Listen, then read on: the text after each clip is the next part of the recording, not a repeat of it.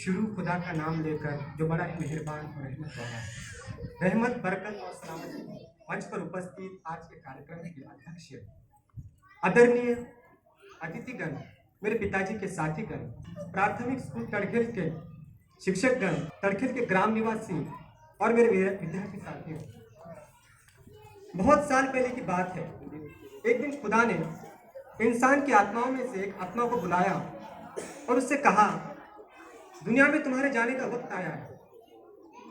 उस आत्मा ने खुदा से कहा, उसको डर लग रहा है। उसने सुना है कि दुनिया में बहुत जुल्म है, मुसीबतें हैं, परेशानियां हैं।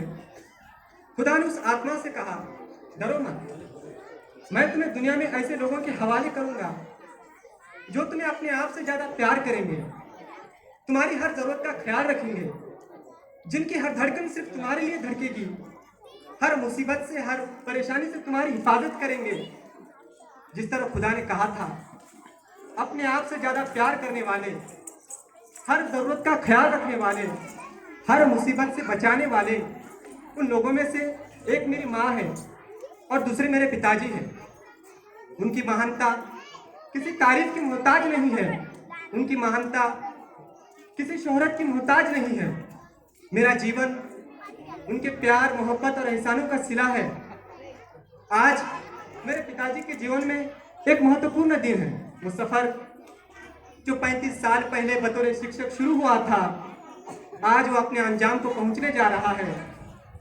इस सफर के कामयाबी पर मैं अपने पिताजी को मुबारकबाद देता हूँ। इस सफर को कामयाब करने में बहुत से लोगों का योगदान है और उसमें सबसे ज्यादा मेरी माँ का है। मेरे पिताजी के जीवन में एक स्कूल का क्या महत्व है, हम इस बात से अंदाजा लगा सकते हैं कि शायद ही उन्होंने कभी कोई छुट्टी ली हो।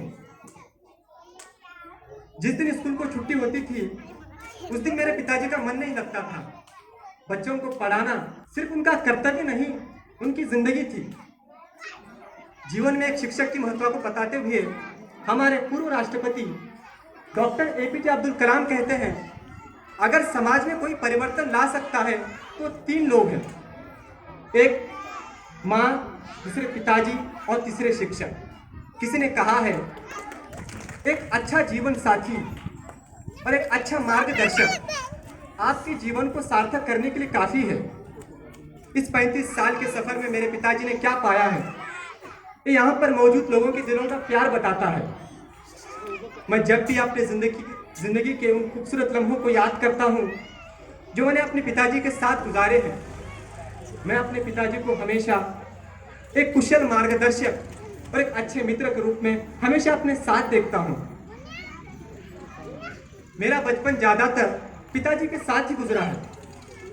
जिस तरह एक कारीगर पत्थर को तराश तराश कर उसको एक खूबसूरत मूर्ति में ढालता है, ठीक उसी तरह मेरे पिताजी ने मेरे किरदार को तराशा है।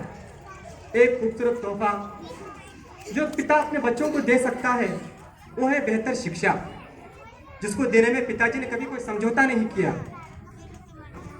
मेरे पिताजी मेरे परिवार का सबसे मजबूत आधार स्तंभ है, जो दुनिया के हर मुश्किल वक्त का सामना करने में सक्षम है।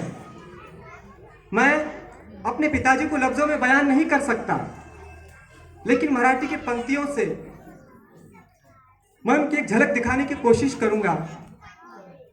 शब्दांनाही कोडं पडावं अशी काही माणसं असतात, शब्दांनाही कोडं पडावं अशी काही माणसं असतात। आपलं किती मोठं भाग्य जेव्हा ती आपली असतात, आपलं किती मोठं भाग्य जेव्हा ती आपली असतात। मेरे पिताजी का जीवन एक कर्तव्यनिष्ठता और ईमानदारी की मिसाल है। इसका सबूत आज का एक पल है।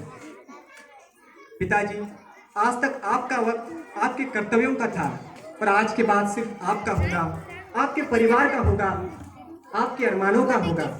आपने हमेशा हमें शहजादों की तरह रखा है। मैं अल्लाह से दुआ करता हूँ कि वो हमें आपको शहंशाहों की तरह रखने की तौफीक अता करे, आपको हमेशा खुश और सलामत रखे। इस खूबसूरत याद के लिए, इस प्यार भरे लम्हों के लिए, इस अपनेपन के लिए, इस सम्मान के लिए मैं यहाँ पर मौजूद सभी लोगों का शुक्रिया अदा करता हूँ, और खासकर उन लोगों का जिन्होंने इस कार्यक्रम को आयोजित किया है। मैं अपनी बात को खुदा के नाम पर खत्म करता हूँ जो इस कायनात का पालने वाला है। धन्यवाद. एखादी वाऱ्याची झुळूक यावी आणि वातावरण बदलून जावं अशा अत्यंत हृदयद्रावक भावनिक प्रसंगाला सामोरं जात असताना